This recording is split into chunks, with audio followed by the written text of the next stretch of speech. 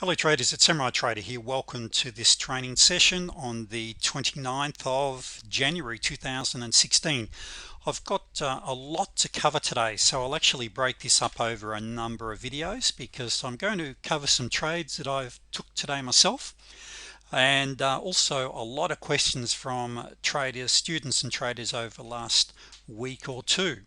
So before we get underway, of course, if you haven't already done so, please read the risk disclaimer and let's get into it.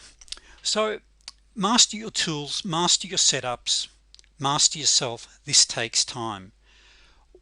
I deal with really two types of people: brand new traders, or those with very little or no experience, or experienced to very experienced traders.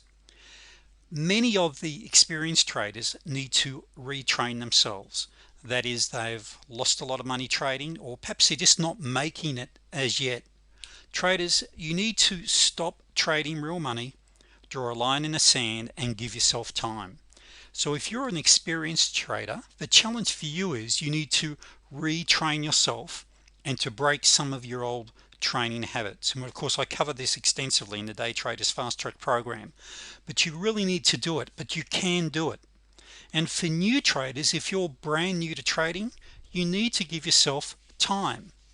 You'll hear me talk about this regularly, that it's like an apprenticeship or an internship. You've got an opportunity to master and be involved in one of the greatest income business opportunities in the world today.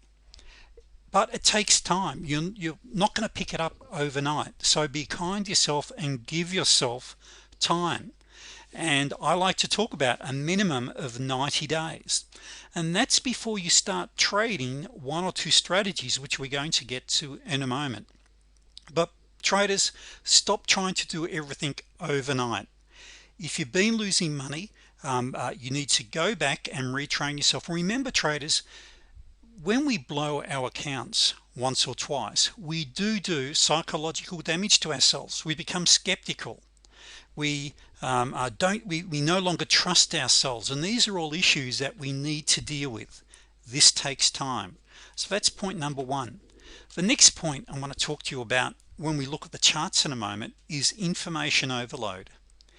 Of course, I teach you over 12 different strategies and techniques for trading, but remember, you only need to master one or two of these to be an incredibly successful trader.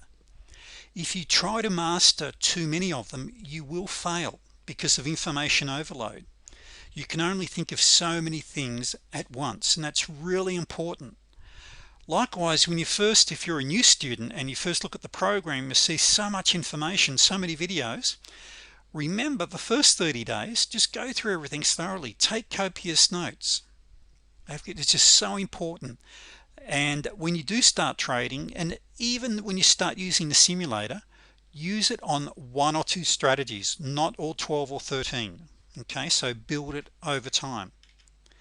And the next thing is something that I want to remind you of, and this is I've got this poster on my desk under my screens here. I'm patient, I'm disciplined, I'm focused, I'm a sniper, one shot, one kill. I'm a rules-based pattern trader. Now, the reason I'm such a good trader is that, and I'm not saying this to be egotistical, it's just I'm great at seeing patterns. I've trained myself to recognize patterns. Now, they don't always work, and remember, it doesn't have to be a perfect pattern. For an example, if something looks like a double bottom or a double top, but it's not perfect, it's still probably going to react the same way. Likewise, when I've got a lower high or a higher low, if it's perhaps it's taken 40 candles to form that, or 20 on another time, whatever, it's still probably a lower high or a higher low.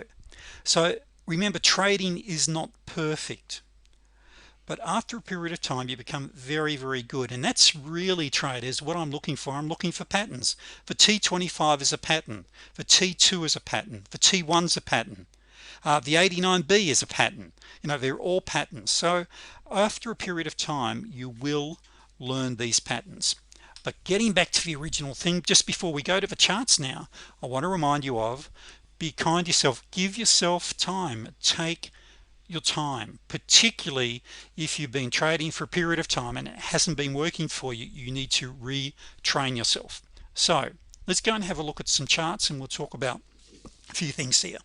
So what we're looking at, traders, is price action on the ES 1000. Now I'm going to, on some other videos, by the way, we're going to do a recap on the NQ, and we're going to do a recap on some Forex trading. So I'm going to do probably 3 or 4 videos today. So I'll be answering, I've got a ton of, as I mentioned, questions and things that like explained from students and other traders, so I'll do that over a number of videos.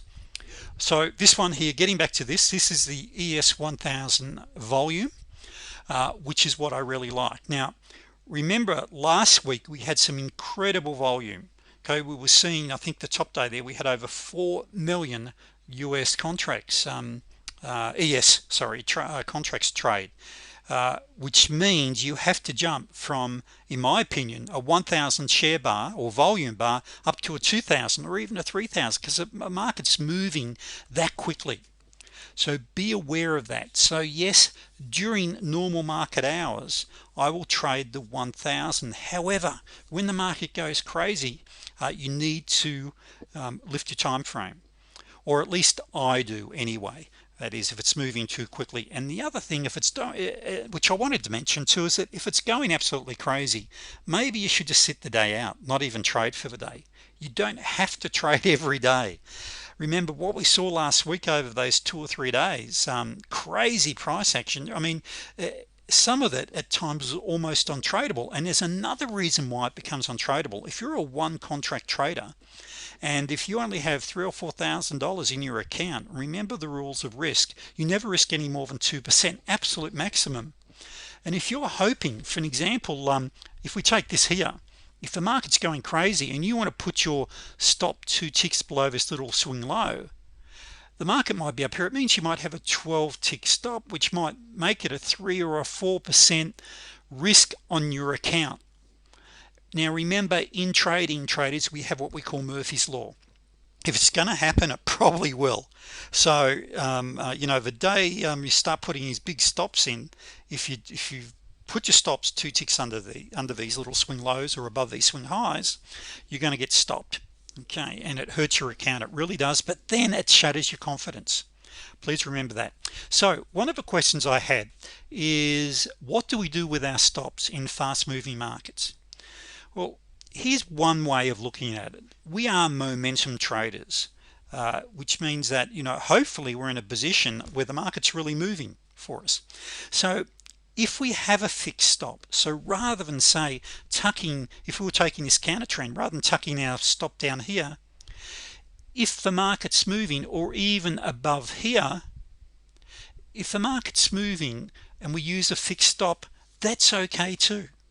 You don't have to go and tuck your stop above your swing high or swing low. I prefer to do that.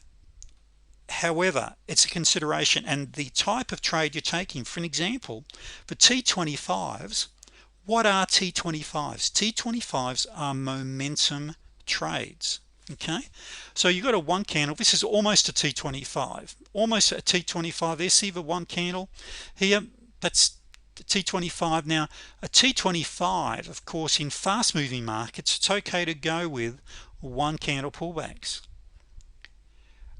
Here you've got a T25, you've got T25, and you've got good momentum, so therefore you can have smaller stops. And remember, when I talk about a 6 to 8 tick stop on the ES, that's at $12.50 per tick. Remember, on the NQ it's $5 a tick, or $20 a point. On the YM it's $5 a point. And there you need, generally, like on the 133 NQ, you need a stop of at least 12 to 14 ticks if you're going to put your stop above your closest swing high or swing low. So remembering, traders, and this is a question that's been asked, your stops are different from market to market. And this also gets back to you doing a bit of spending some time looking at the market you're trading. What may be the ideal stop? So spend some time on that. So let's move along here. Focus on 2 or 3 strategies or techniques maximum.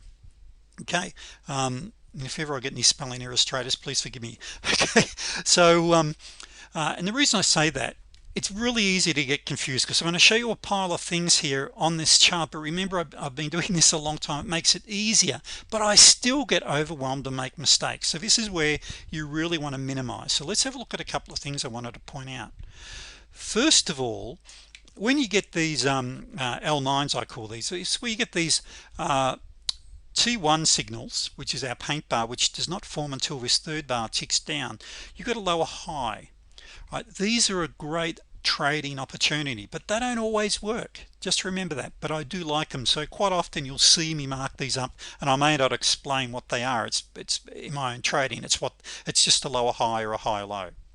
All right, we've got the bubble, and let's have a look here, and we might come back and do another video in a moment. I want to minimize this to under 15 minutes, but here's what I want to first point out here is with the channels. Now, when I'm doing one-to-one coaching, and in the live trading room, by the way, we'll be drawing channels as we go, but when I'm training traders one-to-one, we always do channels because and let me just put a caveat on that, providing the market's not moving too quickly. If a market's going crazy, you don't have the time to do a lot of these things. So in a slower market like today, we draw channels. Now here I'll go use my pivot lows, pivot to pivot, then I'll just extend it right. Okay, so I'll draw pivot to pivot and extend right. Now what I want to point here is that the pivot lows, I like to see a T1. Now look at this here. See, you've got your T1 signal there, and you've got another one here. I've just drawn a trend line from there to there. Now look what happens when I extend that to the right. Where are we? To the right. Let me just move along here a little bit. I want to show you something here. It's right at the top of the screen. Notice our price action come up and bounced straight off that trend line. So we've got basically a wedge being formed. Now up here I had a pivot low, I drew a trend line, extended a parallel line up here, and so instead of price action coming up here continuing, it hit this other one and bounced off. Just start drawing them. I could spend a whole session. Actually, I should really do another training session just on drawing these in, because this is really relevant on a failed trade. I really want to show you here, and it was actually a silly mistake, and this is really gets down to hey, we all make mistakes, but sometimes they come off. It's still a higher probability trade, but in this particular case I want to give you a little rule that will keep you out of some of these that I did not follow. So here I've got my paint bar here, so you can see it here. See how I've got this lower high here right there. Now this also was the first 89B in a new trend. Traders, I should have sat this out, shoulda, woulda, coulda, but I didn't. I shorted here on this candle, even though this candle is a green candle. I went to jump in. I was just trying to get a better price, but I'd already had an 89B signal, and this stung me for 8 ticks. Okay, so I had 8 ticks automatically on my trading dome. I didn't change it, and that cost me a G. So it was an expensive trade. Now what I wanted to point out, a couple of things here for you to learn from is number one, it was the first 89B, so I was trading against the first 89B in a trend, which is silly to trade against. I just shouldn't have done it. Okay, on top of that, look at this trend line. Okay, it bounced off it to the tick basically. Can you see that? So here is my low just there, okay, and there trend line extended it right, come up, and we come down, we bounced off it, we went up, and then we bounced off this other one, and you can see here we're basically forming what I call a wedge anyway in here. Okay, so we bounced off there, then it went through. Now what's also interesting is we punched through it there, went up there, and we had a perfect T20. Now just the point is here that I wanted to point out, be very careful in trading against your first and sometimes even your second 89Bs in a trend, because the 89Bs, as you know, are a great trade. So if you look up here, remember I mentioned with your 89Bs is to target your upper pivot. Okay, so if we go up here, and let me just I've just got to move this on my computer screen here. I just want to show you something here. Okay, so we've got this pivot high, extend that to the right, and of course this 89B that I had down here, the signal, our entries on the close just over our little trigger line here. All right, so it was good for a good 10 ticks. It went up there and exceeded that swing high we had here, so I traded against that and it bit me hard. So hey, that's it. So then why did I take this trade? Well, I took it because of my lower T1. Okay, that's why I took it. So there is a couple of things there, and by the way, I hadn't drawn in the trend line at that stage. All right, if I had it, things may have been different. So I drew that in, saw that, gave myself a kick, but then do you know what, you line up for your next trade. So what we're going to do is I'm going to do a second video, because I'm going to explain some other trades, why I had 3 entries here. So I'll see you on video 2.